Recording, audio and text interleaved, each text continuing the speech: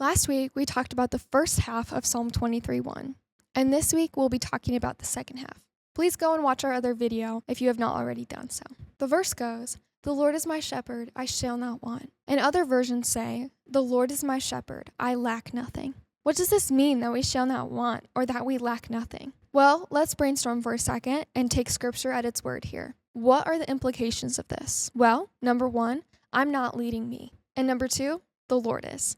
And number three, because the Lord is leading me, He is the one who's taking care of my needs. All the way to the extent of me lacking nothing, having no want. In my own mind, sometimes there are things that I want.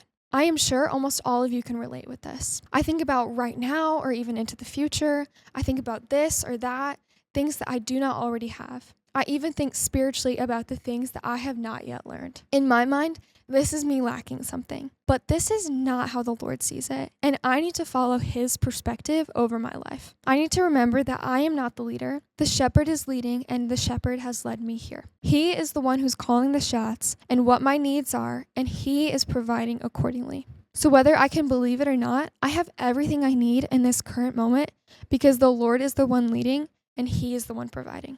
Where He leads, He will provide.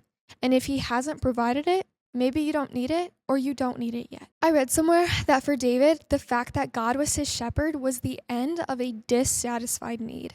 The fact that God was his shepherd created a content state for David to live in. Now, this is a hard thing to do. It's hard to live this out in our daily lives, but it must at times be a declaration and a decision to believe this. A declaration of trust in God.